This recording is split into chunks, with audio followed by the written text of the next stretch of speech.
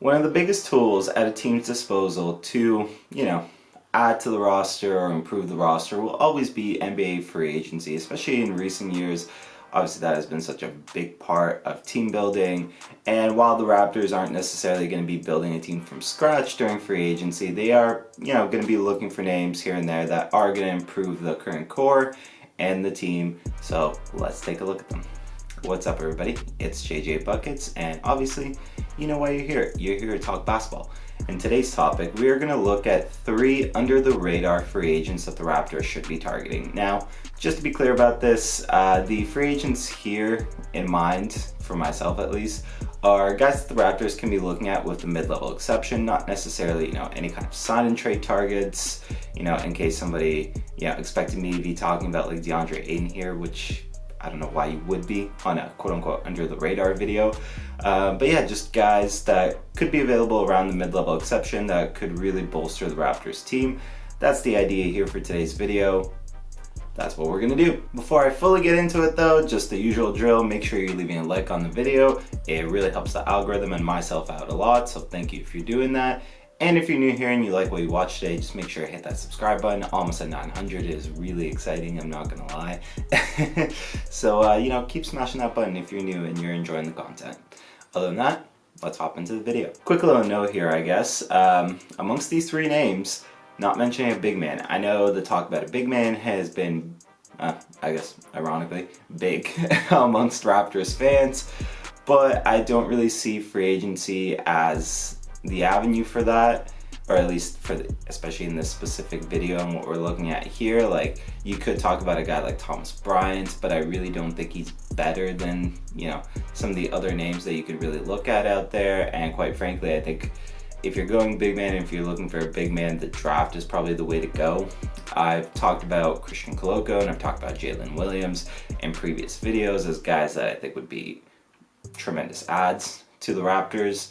So as far as this video goes, no big men. Now let's go with the actual first name here, Gary Harris. So Gary Harris is somebody that I mentioned at the video when I did the 3 buyout targets earlier in the season, while obviously the Raptors were still in it, because I thought he might be available then. He didn't actually turn out being available, but he will be available in this offseason. And I think Gary Harris is a good add, a very good add to the bench here.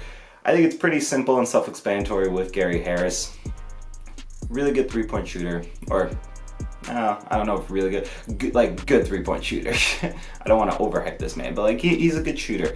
And I just believe that the Raptors' shooting woes are something that need to be, addressed and strengthened a little bit. Obviously, they have some good shooters in the starting lineup, and Precious is coming along and other guys like that, but that spacing is invaluable, especially in today's game, and Gary Harris Jr. can definitely provide the spacing.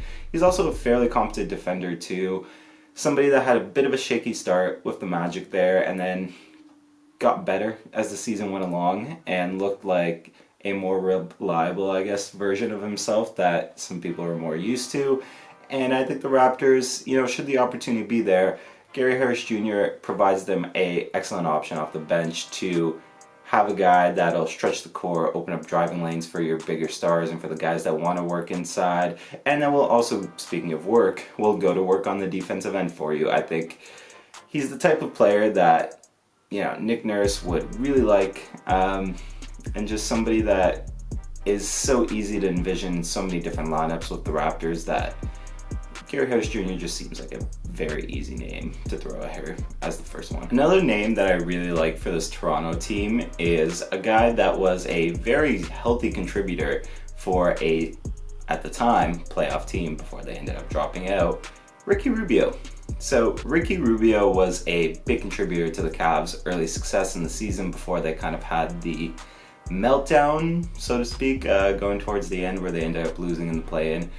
Granted, they had a lot of injuries, him included, which I will talk about, but Ricky Rubio was really good on that team, and Ricky Rubio in general just can bring a lot to any basketball team.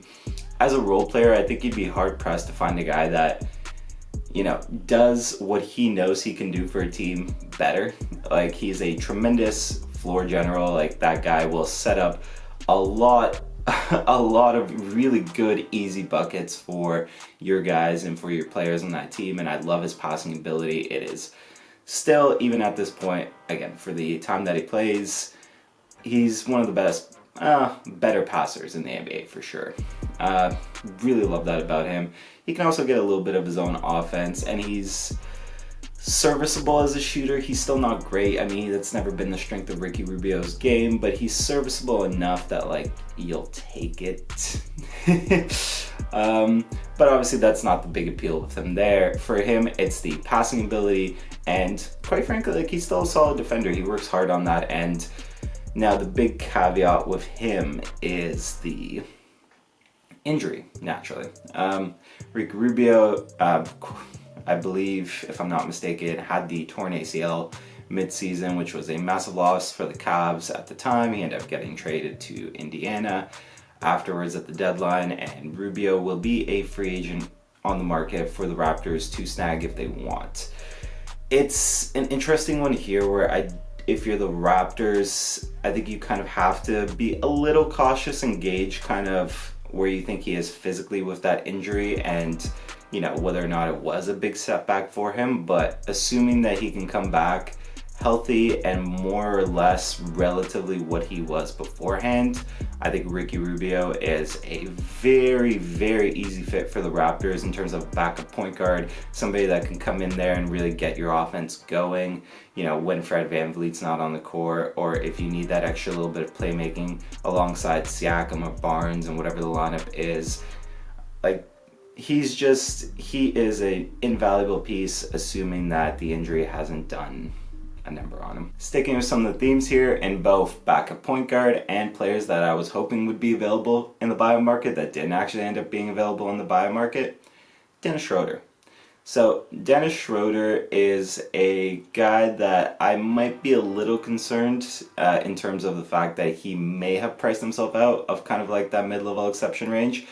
But if he's there and if he's available and if there's a contract that you can throw at him, I think you throw a contract at him. Again, backup point guard is a need on the Raptors, and Dennis Schroder is very good at getting his own offense for sure. Like, he can definitely be a spark plug for you in that regard. On top of which, he's a good enough playmaker for the guys around him that, like, you'll absolutely take that aspect of his game as well. And he's not a net negative on the defensive end either, I don't think. So there's a lot to like about Dennis Schroder. Dennis Schroder has been a guy that has been in the NBA for a while, has a buttload of experience. Sorry for the corny language, I guess. And yeah, he can provide some good veteran presence off the bench for the Toronto Raptors. Again, just this one feels like the one that needs the least explanation, because I think he's the best player out of the group here. If Dennis Schroder is available and if he's taking a mid-level exception, I think you throw the contract at Dennis Schroder and you don't lose any amount of sleep over it. So that does it for me today. What do you folks think? Are there any other players that you really like that could be available for the mid-level exception that you think the Raptors should pursue?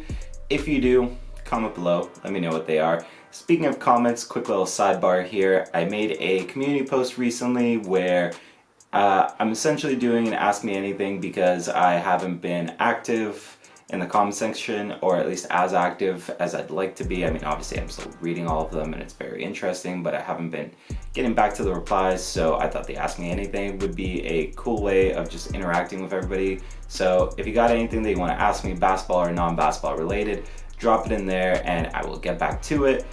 Other than that, folks, usual drill, like the video, doesn't take a lot of time. Makes a great help though in terms of the video's performance, so thank you if you're doing that.